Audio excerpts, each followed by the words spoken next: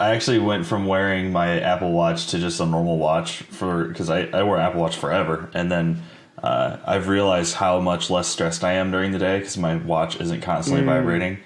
Because I'm a dummy, I don't turn off notifications, so all of our business accounts I still get notifications for. So like every time a sale comes, I get a notification. Every time someone comments on Instagram or Facebook, I get a notification. Oh God! It's like, I didn't want the notification, but you know what? I think the greatest productivity happens. I take my phone, I flip it over, and I put it down, and then that's it. And then no disturbing. I just can focus. Hey, Printhustlers, welcome back to the podcast. I'm your host, Bruce from Printavo. Thank you so much for watching. We've got a very special episode. We've got Mr. Stephen Farrig out of Campus Inc. and our very special guest, Robert Ham from Lid Launch. We appreciate everyone listening. In the last couple of weeks, our listens have gone up probably because we have some new sponsors. So, Bruce, let's rip it. Have you heard of Multicraft Daddy? I have not. Tell me more. If you're not following multicraft_daddy on Instagram, you need to stop what you're doing right now and go follow Dave Eggers and the team at Multicraft. If you need ink supplies or a daddy, Multicraft screen printing and digital supplies for over 50 years provides you with the top brands of competitive prices. And if you mention the Printavo podcast, you will receive an extra 10% off your first order. This is where we get all of our ink, all of our supplies. This is where we get our Monarch from. So thank you, Multicraft. We've got Graphic Source. Graphic Source specializes in providing high-quality, production-ready art and dedicated staffing solutions for decorators around the world, including Printavo shops. With industry-leading quality on high color end SEPs, digitized embroidery files, pixel-perfect product mockups, and order entry solutions, Graphic Source is sure to make a positive, measurable impact on your business. You'll hear me talk about Graphic Source till I'm blue in the face. We've got our team at GraphX doing all of our artwork, and we absolutely love them. Easy Way. Thank you, Easy Way. The team at Easy Way is fantastic. Thank you so much, Alex. You shouldn't spend all day cleaning dirty screens. Easy Way's line of environmentally conscious chemicals will get the job done faster, more efficiently, and will cost you a fraction of the cost per screen. We use Easy Way chemicals in our shop every single day. The team is absolutely fantastic. We use 701 and 842 specifically. If you have any questions, check out easyway.com. All right, back to the show. Rob, first of all, you can go to lidlaunch.com real quick. You have got the website that I saw built out so that people can order and go through the site, pick their hats, their headwear, and get it decorated, which it looks like you guys really solely focus on embroidery. Can you just talk about that? I'm totally skipping ahead, and then we'll go back to Lid Launch and what you guys are. But how does the website work? Does it work well? Do most of your customers come through here, or do they email you? What's the deal? Literally 100% of our business goes straight through our website. Wow. And so quick background on me is I'm a software engineer by day that kind of just wiggled his way into starting to make some hats at night. And it's blown up into this. So, the huge part of making possible what we do is actually making people use the website and not having to do the paper trails or emailing people. Everything 100% is through the site. So it's 100% custom website written by me. So, crucial. I have so many questions. I have so many questions. Wait, do you forward them to there? Yeah. Or do they naturally go there? Are you buying on ads? Or how does it work? So we run ads on Google and Facebook and Instagram and soon TikTok. But yeah, it's all people from the internet that find us either through advertising or from one of our 10,000 customers over the past year that have been happy, referral based. But yeah, we don't do any cold calling or anything like that. But this year is actually a push. I actually hired one of my good friends from high school to be my head of sales. So up until this year, it's always been just random people off the internet finding us through advertising and going to our site. So Rob, do you buy Rob or Robert? Either. Okay. I get called either for a lot of people. We're going with Rob today. I like it. From me, but I think you look like a Rob with the backwards hat, so you're owning it really well. Okay, so let's backtrack a little bit. Lid Launch, give us the high level overview. All of your sales come through your website, which shop owners listening to this are going to be like, I want that, and we'll talk about that. But give us an overview. When did you start? You are a developer and engineer, so give it to us. Yeah, so basically, I was on Facebook. This is probably in like 2017, and I like cars a lot. So I was in all of these car groups for specific cars, like a Corvette car group or a Mustang car group. And I started noticing these links to a website, Teespring, which I'm sure you guys know of and heard of. But I was like, oh, print on demand.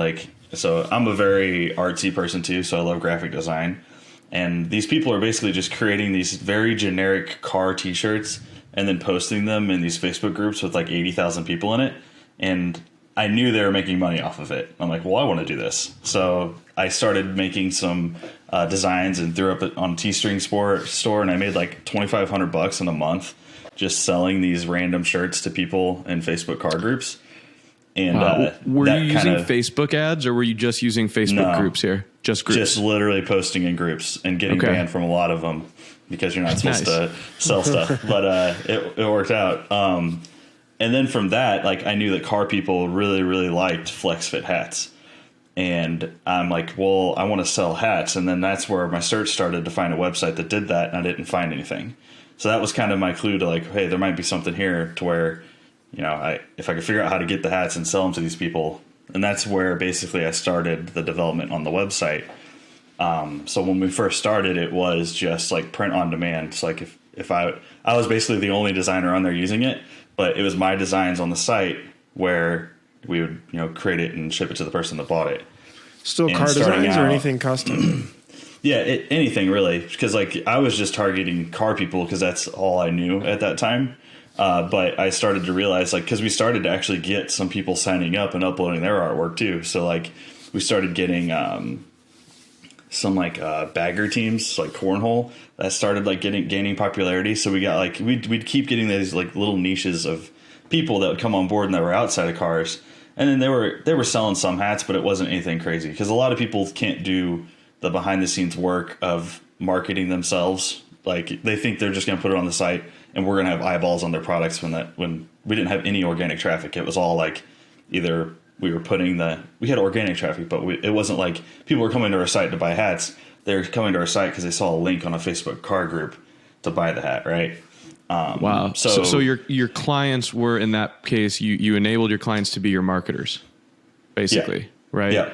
And that's the brilliant thing behind Teespring is the people that understand how to use it, they are making Teespring so much money because they're doing all of the marketing and the advertising for them. And it's a great business model. It's just a lot easier to sell 100 hats to one person than 100 hats to 100 people. So Rob, you're not necessarily print on demand, but you're still no, it's so not print anymore. on demand is like a Printful kind of thing, right? Yeah. And did you start as print on demand? Yeah. So that's how we started. And gotcha. We did that for about a year.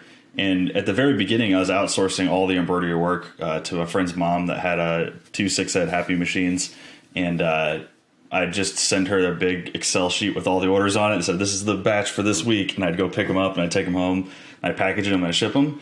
And then I got the crazy idea, what if I buy my own single head machine and started doing it myself? And then that's when the can of worms really opened up. What'd you buy? Then I'm like, well, I bought a Happy single head. And sat in my basement till about 3 a.m, stitching hats every night. Yeah, if I was smart, I would have never gotten to the actual production side of it and not outsourced that the whole time and just stayed a website.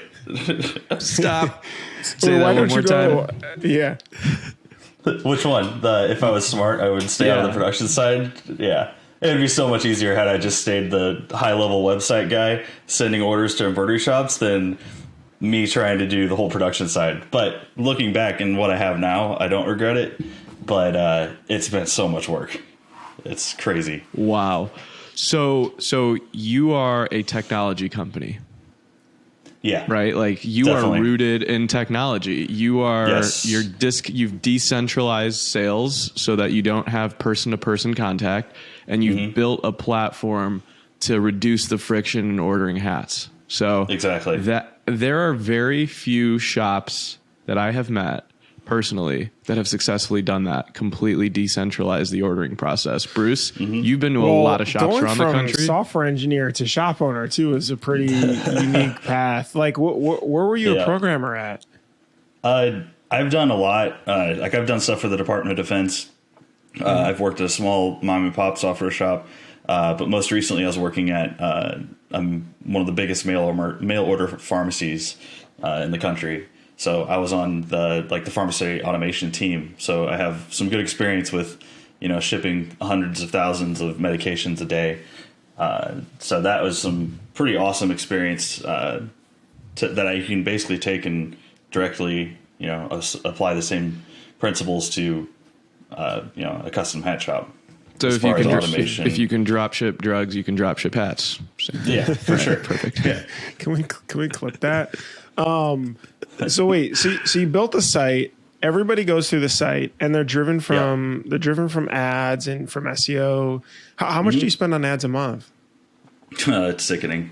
But we're at about like 60 grand a month right now. Holy shit! Across Wait, Facebook and so then you can turn, and but you can Instagram. measure that though, right? Because do you Google. attribute those ads to revenue? Oh, yeah. So is it like $1 Yeah, spent is $3 in revenue, or how do you? Yeah, what's the ratio? Across the platforms, it's different. But we average about, for every dollar spend, it's about $4 return. Wow. So there's no brainer. Why not spend more? Yeah. 60 So grand we in don't spend more ads. because we got to make sure, for one, we have the hats to sell, because we only sell what we can get tomorrow or already have on hand. You got to have the people and the equipment to make sure you can produce it. So that's been a very turtle. So we've grown very, very fast, but we've only been growing at the rate that we can afford to, people wise, equipment wise, and space and inventory wise. So we're kind of bottlenecked. And like, if I had a 100,000 square foot warehouse with 500 embroidery heads and the people and the inventory, we could no doubt just crank the ad spend up and expect the returns. And there's some fine tuning that goes into just cranking it up. Like, you have to do it slowly to get there, because you want to make sure that your returns stay consistent. Because you don't want to crank it up and then get $2 per every dollar that you spend, because that Is just it completely local? obliterates your margins. Like ads, or is it national or? National. Yep. Wow. So for shop owners that post in the Facebook groups that say, I just want something where people go to my site and they just order from there, Yep. what advice do you have for them so we can share this clip every single time? Gosh, there's so many moving parts in our website. That's like, yeah, we have a front facing website that people go to place an order, but there's so much more behind the scenes that make that, like, that's just getting the order in, right? So that's just the person's information with what they ordered in front of you. It's all the processes after that are probably the most important part. The setting up of the artwork, and then the revisions process and the approval process. And then how do you get that order from on your computer to something physical in the person's hand to take and know what to get and put in the box and put on the shelf for production. And then from the box to the machine. And so there's so many parts that go through that. But for the person that wants to just get the sale on the internet, like, that's the first step, I guess. But So be if you prepared. don't have, Go ahead, if you go don't ahead. have those background processes in place and you start getting these sales on the internet, you're going to just completely obliterate, just a fail. Like, you're going to 100% just fall on your face, get way too much work, not be able to do it. And you're going to be just swimming in paper and, That's my problem right now. yeah. So What do you feel like you enjoy? Like, you're a previous programmer, obviously likes to solve problems, though. yeah. You're probably not programming too much. I mean, I'm assuming to fix stuff. Like, this reminds me of me working on Printavo. Is like, but like, I'm assuming you're more business owner and process and people and hiring and all this other stuff now. Yeah, so I still code every day. So we're still putting stuff in. Like last week, we just rolled out a way to send people like physical stitch outs for approval. So on big orders more than 36 hats, we will always send the person an actual physical stitch out of the product to approve. Before, like our workers were taking a phone, taking a picture, and then attaching it to an email and then sending it to them, which is that's time consuming. You do that 20 times a day. That's more than an hour out of your day sending pictures. Where now that you just walk up, put the hat down on a table, there's a DSL camera hooked up to the computer, takes the picture and automatically emails the person for them to approve it. So you're sticker mule. You're sticker mule for embroidery. Yeah, I guess. I mean, this is that. This is that speed, like Yeah. very online driven component. Where Yes. I mean, how fast is that? This whole process done? So we're at a point to where we sometimes are waiting for the person to even just approve their artwork. Like the order is getting pulled into production and the person hadn't even actually approved it yet. So it's super fast. So what's your SLA? Like how quickly if I were to go and place an order on the site right now and I had okay artwork, transparent PNG, so it's still got to get digitized. Yep. How soon what's your average sew time like in production? So after you place the order, so if you place the order right now, it would depend on how fastly we would review the artwork and actually approve it for you to see the digitizing. Mm-hmm. So we have a partner digitizing place that does the initial digitizing, and that's done sometimes in 30 minutes.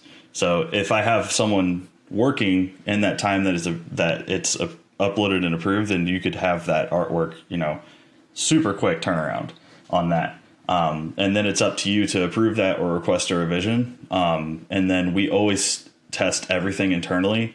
And if it looks bad, then we have our on-site digitizer make the tweaks and adjustments that he needs to make it look good before we actually run it in production. But our official turnaround time is 10 to 14 business days, which right now we're hitting, I think, less than 7 business days. But with growing this, I always hit to where, holy crap, we need more equipment because we've got too many orders. And then we fall back into 10 to 14 business days because we've got all these orders sitting on the shelf waiting their turn to be run on the machine. And, oh no, we need more employees. So it's the official is 10 to 14 business days. But I know that more and more I refine these processes and get the right people and the right equipment in place, we could get orders turned around so fast. I've just an example, 2 nights ago, I had a buddy, he's pretty big on TikTok, but he sells his own merch and he had this new hat idea and he messaged me the night before and we placed the order, digitized it. And the next morning I had my guys run it and we overnighted it to him and it was done. So it went from order placed, artwork approved, run, done in a day. So we could literally get that cadence going. And it falls back on the person because a lot of people take forever to approve the artwork. And that's actually it's a pain point because what do you do with that order that's not approved? Because we always box everything regardless of its approval status. So it gets pulled from inventory and it basically sits its turn on the shelf waiting for the person to approve it. Wow. So just to backtrack a little bit, in order to build something like this, you need to have a technical background or have someone in your shop that is extremely technical, meaning a full stack engineer. We're talking, if you were to hire someone right now in this market, you're looking at $150,000 to $200,000 a year, maybe, unless you tried to do it offshore. And you're spending upwards of $60,000 a month on ads. That right there is almost like an $800,000 investment in your technology. Yeah, it's scary. It's scary, but it takes the personality of yourself, right? Because that's where you were bred from, which I think is super interesting and something we don't get a lot in our average shops that we talk to, right, Bruce? Yeah, I mean that's pretty crazy. We talk about this, especially in the customing side, right? Where yes, a lot of folks they go through there, but that's because they spend so much on marketing. And my guess is they're going to go public at some point, so we'll be able to see those numbers, which will be kind of interesting. But I would love to see that. Very heavy in Google ads and social ads. So but it's really cool to see you do it at scale here, where most people are able to or have to compete based on their personality and in the customer service, which is not wrong. It's just you just went down a different path, which is pretty interesting. Yep. And so kind of circling back to like the small guy, you know, that wants to get on the internet, like you can totally do it. And that's how I did it. It's just, I did it so quickly and so rapidly. The first ads that I were running were messaging campaigns where people messaged us, and this was in, I think, end of 2019, early 2020. On Facebook too? Yeah. Mm-hmm. And at that point I had bought a 6-head just for running the multiple, like, so when someone was ordering 10 of this like car hat, so I didn't have to run it 10 times. I just put on the 6-head and run it twice and be done. Right. So when you were already had. Go ahead. Go No, go so ahead. I had the bigger machine, and then I was like, I think I had gotten like my first 100 hat order from someone that just knew me. Like we were friends on Facebook. And after I processed that 100 hat order for this person, I was like, oh my gosh, this is so much easier. And because like I was doing everything, right? Like I was processing the orders, I was running them on a machine, like working my day job still too, mind you, during all of that. So it was a no-brainer transition for me to spend my time on trying to sell someone 100 hats versus 100 people one hat. And that's where I kind of pivoted to doing, small business stuff versus the one hat per order type thing. Interesting. But so I was running these messaging campaigns, and I was spending all of my time just talking to people on Facebook Messenger, which didn't give me much time to run the machines anymore. So that was a problem. So it just like there was fate where stars aligned, and I had a friend that had a girlfriend that wasn't working at the time, and she just wanted to help out. And so she just started messaging these people for me and sending them PayPal invoices. And that like we did like 13,000 in sales like in a few days. I'm like, oh gosh, here we go. Like I have to run all of these orders myself. Holy crap, this is crazy. So you created a definite need, and like you still marketed like direct sales when you were starting. You still attacked it as you were bootstrapping your software in the background. You still were creating that demand to get there. So it's not like a lot of people like, I need to build the software and then I sell. Like you were doing it all at the same time, which is really impressive. Because at that point we were just using PayPal invoices, and I was literally printing them out, putting them out on a table in front of me, and like tallying up the hats, what I needed to order from a distributor. And I was like, okay, as soon as that happened, I'm like, all right, done, not doing that anymore. And that's where I started building out the order management side, where even if the order didn't come through the site, I still entered it in there so that I could manage it there, the status and everything. Because we were using like a to-do list like app on our phones to say this person needs artwork, this person needs artwork, and then took that, built it out into my site, and then from there I've just kept adding more functionality. Anytime I saw a pain point in trying to do this myself, I either wrote software or delegated it to someone else to do it for me, to where I could keep working my day job and then still growing the business as much as I could. How does the digitizing part work? So it's all still done by hand. There's no machine learning digitizing going on there, which would be great if it was, but it's outsourced to a third party for the initial digitizing, and then our in-house digitizer looks at and approves everything before the customer ever sees it. And once the customer approves it, that's when we actually physically test it to make sure it's good before we run in production. Wow. So that's the digitizing side. So basically you're like, okay, where's there going to be friction in the order? Digitizing is going to be tough. So let's get to it right away. Let's outsource it as quickly as possible. And so even if that last 10% needs to be QC'd by your internal team, it's still worth outsourcing all of it. Definitely. Yeah. And it's kind of a funny story because I used to do all the digitizing myself too. So that was another thing that I had to spend time on. And like as a embroidery shop owner, you always get constantly pounded by these guys like, hey, we'll do digitizing for you. Digitize cheap for you. Best digitizing. Quick turnaround. And like especially it was probably on like Facebook, you don't know who's a customer and who's a digitizer. Yeah. But it was probably like 1 a.m. in the morning at one point, and I had gotten one of those emails, and I was like, sure, digitize this for me, because I just didn't want to do it. and it came back so fast, and it was so much better than I would have done it. I was like, oh my gosh, I'm never digitizing anything ever again. And it's been moments like that where I was like, there's no way I can afford to pay this anyone else to digitize, because I save so much money doing it myself, but I'm taking my time to do it.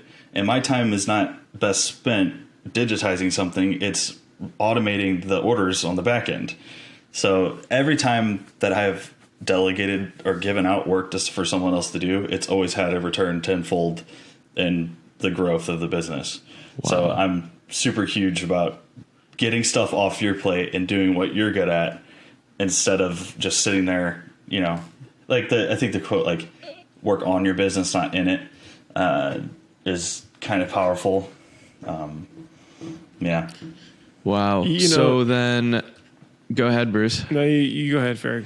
I was going to say, like, tell us about, 2017 to now, if you're willing to share percentages or anything, like, now's your chance to brag about it. But, like, how much has the business grown since you've started? Oh, I still, it's hard to wrap my head around where it's at now. You know, I took a pay cut to work for myself. I still make less than I did as a software engineer, but like, my mom's an employee of mine now. I've got 14 employees. Like, it's now that I have 14 employees, that's 14 people's livelihood that's in my hands and in my business's hands. So it's completely turned from, oh, this might be a way for me to make a bunch of money, to, holy crap, now I'm responsible for all these people. And not only that, like, we have hundreds of customers in the queue at any time that I feel personally responsible for. So I'm really bad about letting that weigh on me too. So it's grown much more than just a way for me to make money. But I'm just doing rough numbers here. If you spend $60K a month and then a rough 4x return on that times 12, I mean, you're between 2.5 you can to 3 get million. Basically exactly what we did revenue last year. I mean, I just honestly, hats off. Well, no pun intended. Yeah. No, we keep them on here. No, but I mean, I think it's incredible. Like, how do you deal with stock then? And you know, I mean, you're pumping a good amount of volume here. It's been a nightmare, man. And when we first started, we would literally just take a couple times a week, we would batch all of the orders and tally up. This all happened automatically, but you'd get basically a sheet telling you everything you needed to fulfill the next round of orders. And we'd go to our distributors and order that in. So we'd get all these boxes in, and then we'd sift through them and put them on the shelves and then put them back in the boxes, which in itself isn't a very efficient way to do it. But we didn't have the capital. We're customer funded, but to sit on all that inventory was crazy to me. And then we just kept doing that. And then, like, we started noticing, like, everything was zeroing out in all of our distributors. Like, there's nothing available. Like, everything, like, it was getting dangerously low on all the hats that we sell. And I'm like, oh crap, this isn't good. So I just figured out how to start doing it, like, cash flow wise, but we just started buying everything that we could. So we sit on right now, like, I think we have like 50,000 hats right now that we hold on hand in inventory at our new building. And that's only going to get us 2.5, 3 months of runway. Wow. So and wow. Go ahead. We're still at a third or a quarter of what we need to be at full. Because if you go to our site right now and see what's available, there's holes everywhere. Like, you can't get a large, extra large red flex fit because they've been out of stock for the past year. And so you can get a small one, but large isn't available. So I know our sales would be even better if we had everything to offer people, which right now we're at probably a third of what's available. Wow. So you decided, I need to take inventory position to have something to sell. Yeah. Which is a very scary thing, to put something on your shelf without a guaranteed sale. How did that change? Now that does not, like, that throws profit first out of the way. That's a completely different model. Yeah, how does that work on the cash flow? How did you? It doesn't. Was it like you overextend? It's finance, right? Yeah. Did you have advisors to help you out with that, or any, like, fractional CFOs or anything? Just yourself? No, it's me. Wow. It weighs heavily. That's probably the most stressful part right now, is figuring out how to get and pay for, at this point, $250,000 worth of hats, because that's Yeah. Is that your I think it's advantage though it's- now? Yeah, so we have hats that other people don't. So we knowing that I have them, like I know they're going to sell. So for me, I'm not scared that they're not going to sell. It's the only fear is like, well, what if the orders slowed down this month? And we have all of these hats now. We've got to project though these are going to last the 6 months, because for some reason sales have just completely plummeted, and we've got because net 30 accounts that you got to make sure you pay at the end of the month. And Bruce, yeah, what's that called in finance where you look at your inventory, how much you owe, and then like how quickly it'll turn over? Isn't there a name for that? There's like a ratio. Isn't it This is the a class we took. Isn't it the turnover rate? sounds right to me. I don't know. I'm not an expert. I'm just a guy buying a ton of hats. But companies, large companies that have to take inventory positions, and I say Inventory this in the turnover. nicest. Yeah, but like a ast station has to have Diet Coke on their shelves at all times. You Yep. can never walk in and not see a Diet Coke. So if a gas station can do it with M&Ms and Diet Coke and every type of candy, you're doing it with hats. Yep. But it's weighing on you, and it's still a B2B business, and but so are you looking at a lot of historical sales and saying, okay, Oh, we yeah. sold this much last year, I can keep 50% on the shelf? Yep. Gotcha. Yeah. So like, huge part is like, so since I own the data and I have access to our data, I at any point in time can look and see like what was the most popular colors that sold. And we do that often. But blacks, charcoal and black heather, and black heather and whites, those are the most popular colors. We keep the most of those as we can, and then just take an average of, and the numbers are skewed because stuff has just been out of stock. So we don't put something on our site unless we either have it on hand or can get it tomorrow. So the numbers aren't true per se, because we haven't been able to have a full You can't sell inventory ever. Right. Yeah. So, but we do know what the most popular colors are for sure, because they sell so quickly. But once we started keeping inventory, then we had to build out the whole entire inventories piece too, to know how many you have on hand, and then subtracting that whenever you actually do batch the orders and stuff.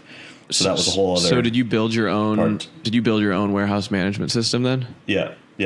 So that's built into our site. So you Wow. share the pricing. So of course, you don't by, even put items on the site.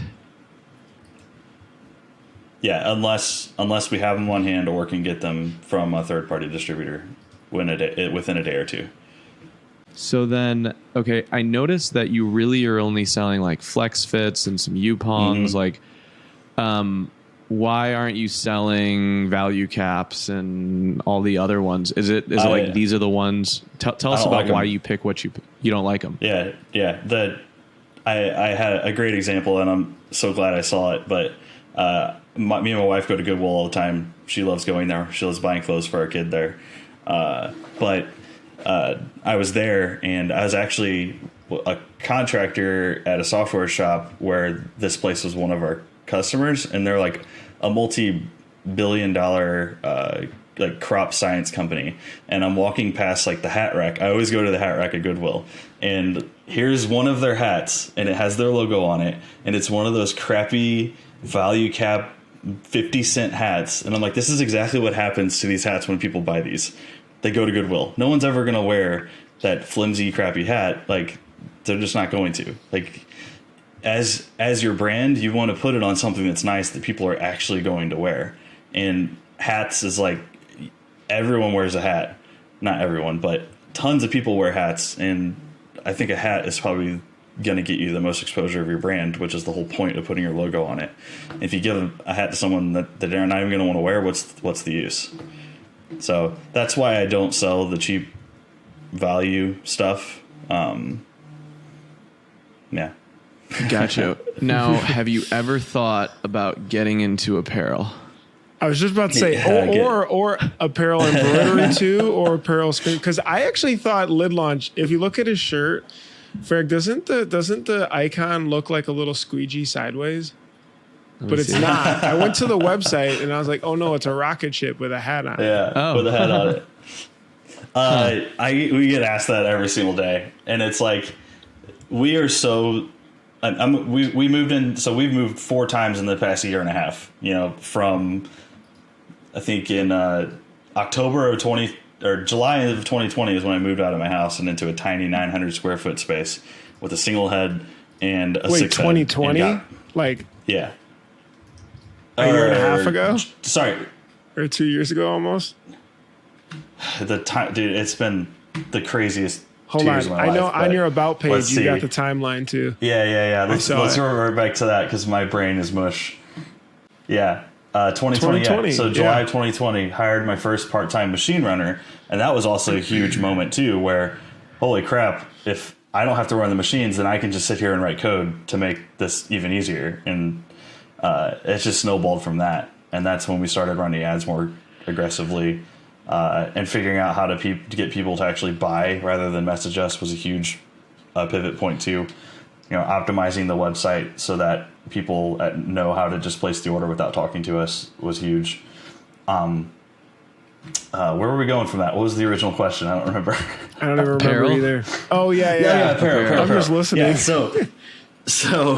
Yeah, we've moved 4 times in little under 2 years, and we're already out of space. And the building we're in now is 8,400 square feet. But mind you, we were sitting on a crap ton of inventory that we need more of too.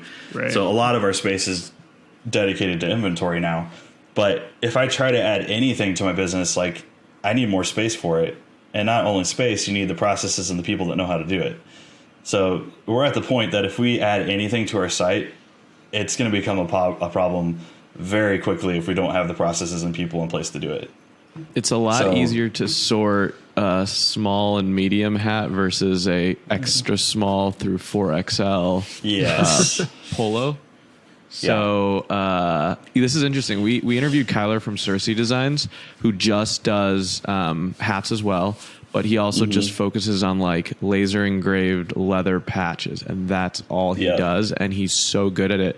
It's crazy that, I mean, I don't know if it's a hat thing, but you guys just realize like I don't even want to touch apparel because this is so much like it's such a smarter thing to do to say no. And I think a lot of shops listening to this might be motivated to say like pick your niche, you know, and be really, really, really, really good at whatever that niche is. And for you, you know, it's technology, obviously, it's the Facebook ads, it's, you know, sewing, but for others, it could be something completely different, you know, which is really interesting.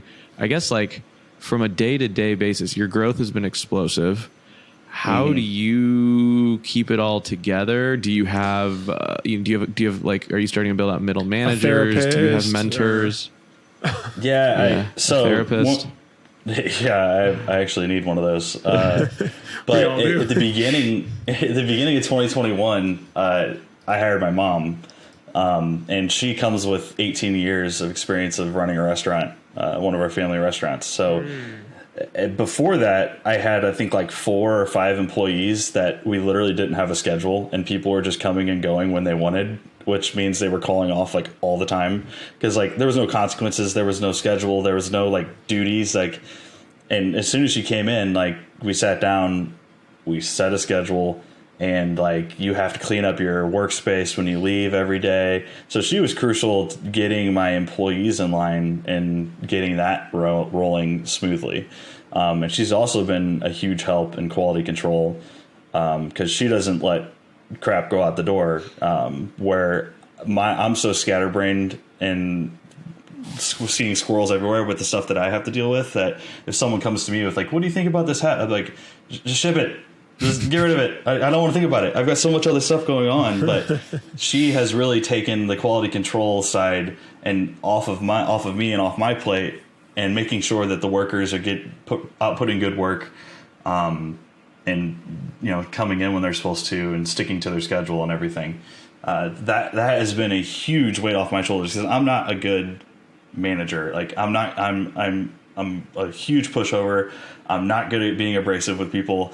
And like you guys are kind of saying, like my software is what I do. You know, I'm not a boss. You're the COO. Right? So You're you're on the operations, you're optimizing the process, you're getting things moving faster and more efficiently. Yeah. I think Bruce is a pushover too. So and he likes code. So To be honest, Rob, I also Yeah. don't like confrontation like that. Yeah. I've had to learn to be better about it because, like, Yeah, for sure. or else bad employees just tend to sit around, and you Yeah. got to kind of push people forward.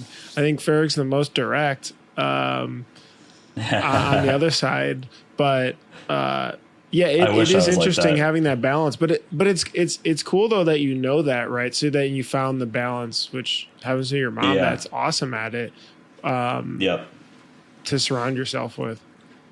Yeah, and I still need more help though, and it's like everyone I talk to when I bring them in, it's like, guys, if you just look at where I've come in the past year and a half, like this is just going to continue to get bigger, and the bigger it gets, I can't be doing payroll myself. I can't be doing the decisions on marketing myself. I can't be doing the ordering and inventory on myself. Like, I'm going to need a head of every single one of these things, like a legitimate company does. Is that the like, next so step? the growth potential. Oh, definitely. Like what roles are you hiring for now? So you're coming up on 3 or past 3 million. Like what's Yeah. next for Lid Launch?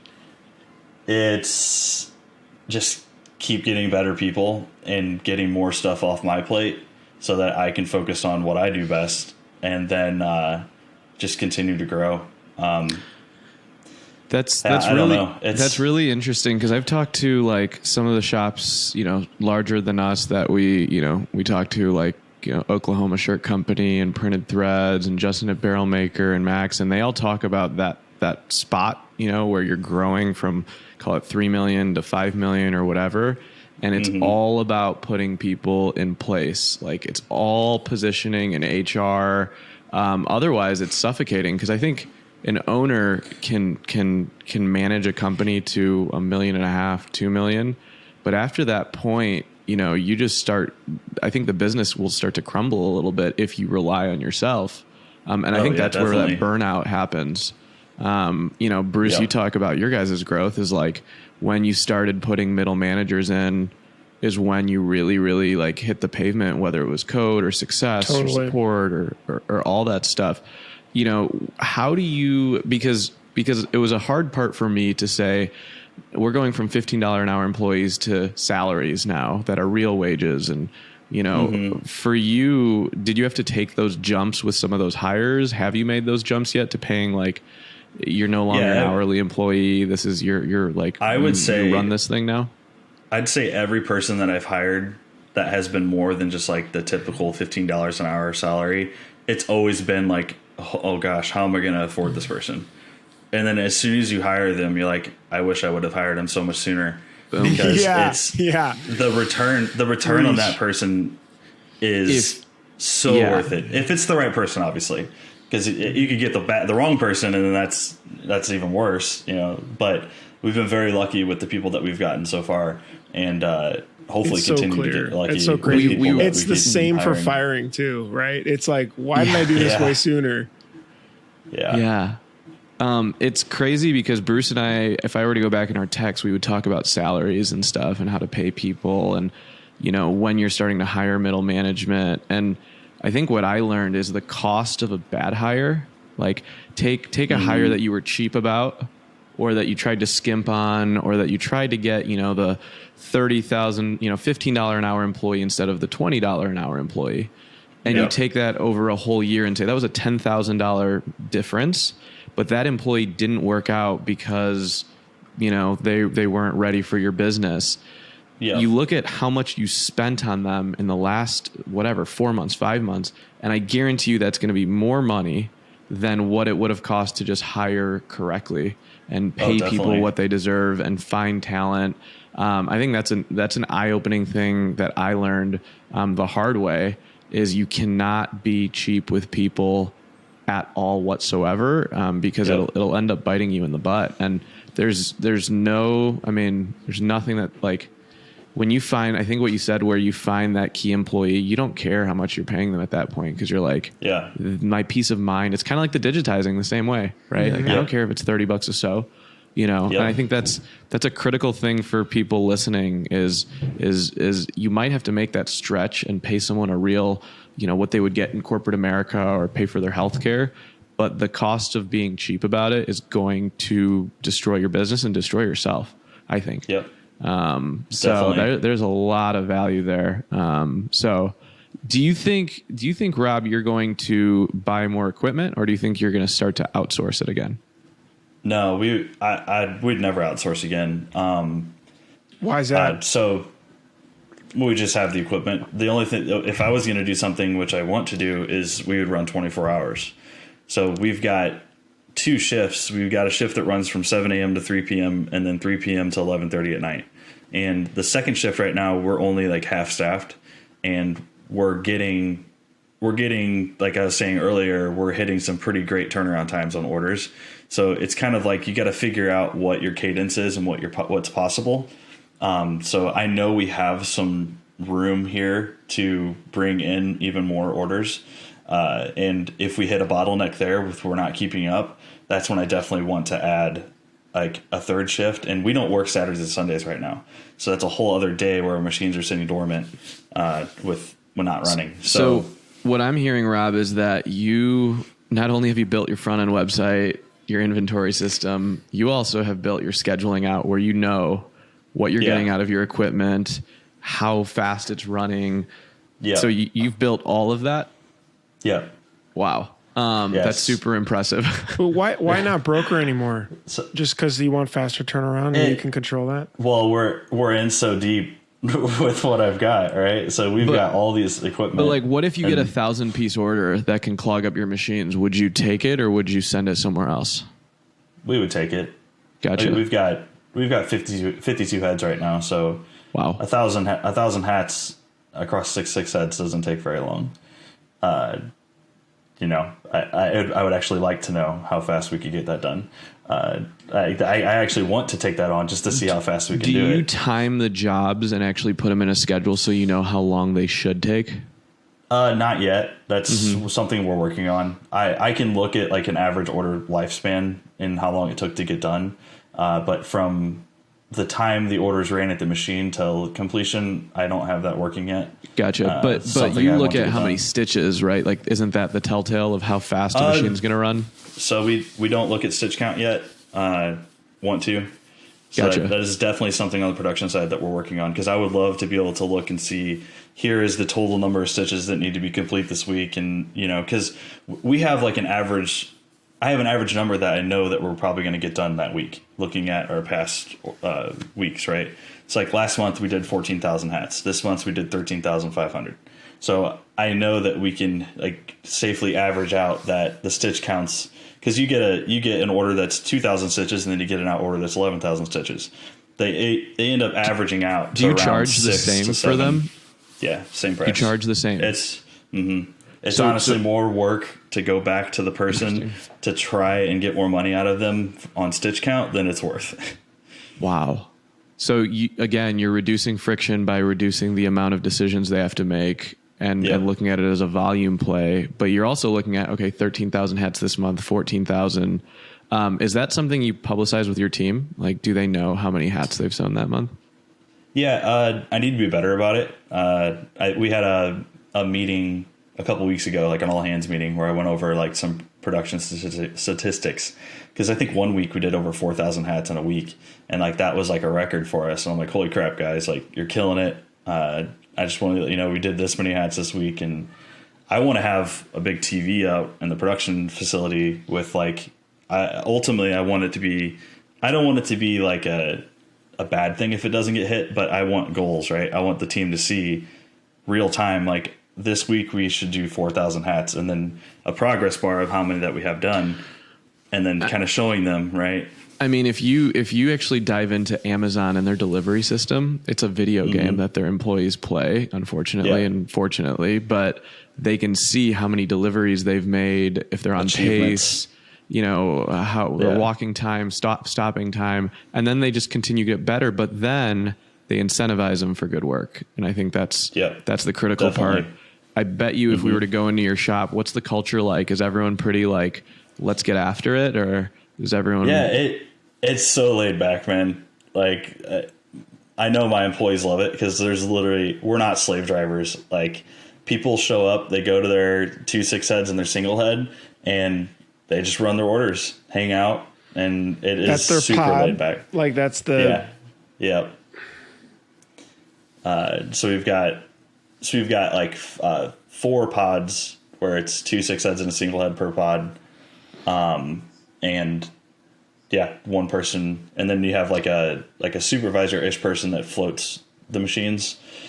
So 5 production team members and a supervisor that floats and Rob, helps. do you spend your day on the floor? Do you lock yourself in a room? Do you not go into the shop? What about So seriously?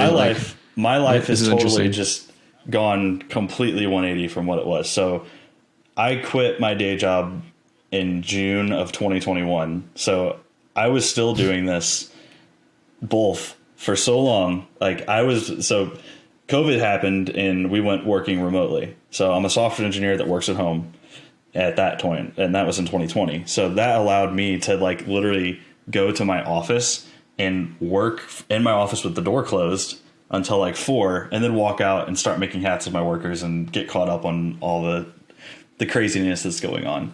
And I did that until June of last year and finally stepped away. But as soon as I stepped away, my wife, until that point, hadn't worked for a few years, and she had just finished her master's degree, and she got a job as a teacher.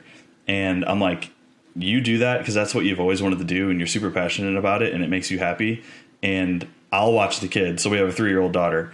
So I've been waking up every morning. So I went from working a day job as a software engineer and then staying up till 3 a.m. trying to run my business forever to now I wake up and hang out with my kid and then go into the office when I can at night most days. Does she cut backing yet at 3? No, she just runs around the office and tells my workers to get back to work. Hey, my business partner's grandson Fiskars. can cut backing. I mean, he's Yeah. like 15 now, but look, hey, she'll run the place. I'm telling you. Heck yeah. So that's yeah. super My life is cool. That's completely super cool. It's honestly it is. I don't like it because like I went from doing both for so long to now like I've got this thing running at almost a point where my involvement is super minimal because it's so automated and just running, and I have the right people in place that I kind of feel empty, right? So it's like you go from doing so much to holy crap, I have this successful business that's just running itself, that now I don't like that. You know, I need the pressure and the overworking myself. I don't know. That's just the I think that's what's person that I wrong am. with you engineer folks, like you developers. You just can't sit still. It's like, oh, we can hack that. Well, we can make this a little faster. Well, we could tweak that. Yeah. Well, I pushed out an update here. Okay, we got I this. sympathize Just with you, watching. Rob. Yeah. But that, I mean, that's the hunger. I guess like what's next for the business? Obviously, you guys are still growing. Do you Yep. feel like you're going to outgrow your space again? Should every Definitely. contract shop in the country call you to try and sew for you? Like, Yeah, what's next? I think we have some room to grow here. So I know we've got space on our lot to build like a little bit of a warehouse space that we're definitely going to do. So I want to squeeze as much out of this current property that we can, and then we would build like a warehouse or something to move into next.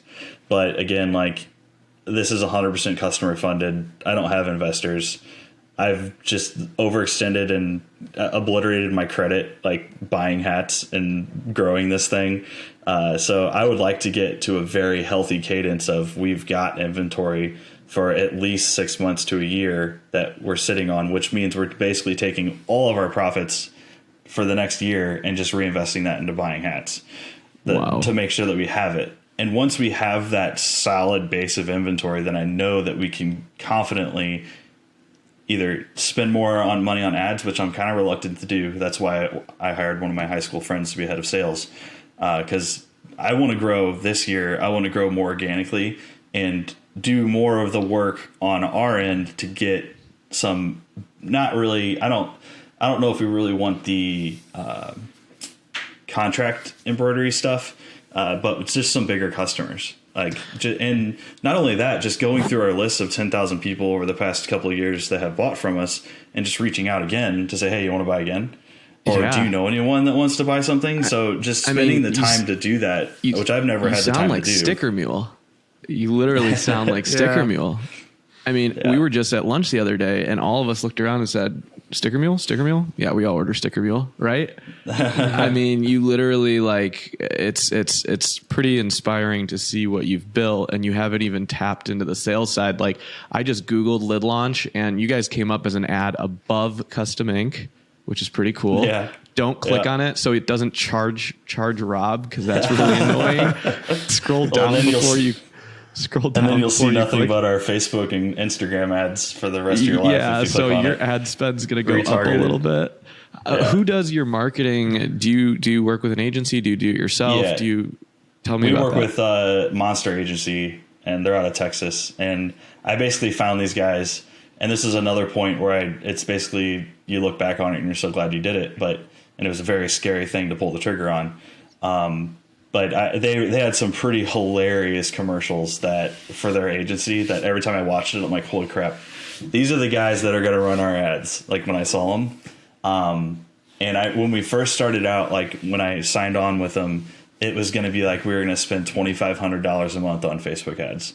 And like when I signed that like agreement, my hands were like trembling and my heart rate was all high because I'm like, holy crap, $2,500. Like if this doesn't work out, that's $2,500 out of my paycheck at my day job that I'm going to have to somehow figure out how to pay for these ads if they don't work. And we've never had a negative return on ad spend. Knock on wood. So I think that's also in part because of our processes that we have and how simple our processes are. And we have really great reviews. So if you see any of our ads on Facebook or Instagram, there's tons of people in there saying, thank you so much for the order. It was amazing. And that's, I think that's been part of what has fueled our such positive returns on ads. So not only are you spending money on marketing, but you're spending it on getting reviews and making sure that your customers are happy, because those reviews, we were just talking about this, Bruce, those reviews are worth so much. Mm-hmm. Well, and the funny thing is those are just coming from people without us asking. You don't even use like a signpost or anything. No. So that is another push for 2020 is anytime someone does say something to us, how happy they are, to ask them to leave us a review. Because a couple months ago, we weren't even doing that. And so I recently just set up our Google business page, which I don't know how or why I never did it before. So now we're actually getting Google reviews too. So when people see our Google ads, they see our 5-star review rating. But yeah, all of our reviews, like anyone commenting on our ads that you might see that's happy, that's just unsolicited. That's just the people truly being happy with our process and what they got. That's super cool. Meaning you're not selling crap, which I think sometimes you look at Facebook ads that are doing really well and you're like, wow, it's got 10,000 comments, and you see all the complaints in there. Right. Yes. Yeah. Well, that's kind of like, if you look at our competitors, like if you go to their ads, so a telltale sign of if a company is probably not doing very great on either their ads or just their process in general is if you see an ad and you see it has like 100 comments on it, but when you expand it, there's only a couple. Those comments are being deleted or hidden by the moderators of the page, because it's probably either. But you still get. Let me check the Printavo ads real quick. No, so you get people. I mean, you're going to get people that just say really stupid stuff on them anyway. So it's not like 100% correlation. That means they're doing bad stuff. But I feel with how small we are comparatively to the giants that we're up against, our customers are so happy. And we do so much better than everyone else as far as our processes and our turnaround times and how happy our people actually are. So I look at the giants in the headwear space and I'm not scared at all, because I know that with time and space and inventory and people, we can just completely take them over. That's awesome. Yeah. That's super powerful. Rob, this will be a good one. This is really good. Thank you so much for sharing just everything. You've been super transparent. We really appreciate that too. You've got a lot going on. Yeah, no problem. Guys, you guys can follow him at Lid Launch. Rob, you're in the Facebook groups too, because I think that's how we got connected. I saw you post in your shop growth, because I saw you post when you started, and then like I saw you post again. I was like, whoa. And then I figured Yeah. we should reach out. But Robert Ham from For Lid sure. Launch, thank you guys so much for listening. Thank you to our sponsors, GraphX, EasyWay, and Multicraft. We appreciate you guys. We'll see you guys in the next episode.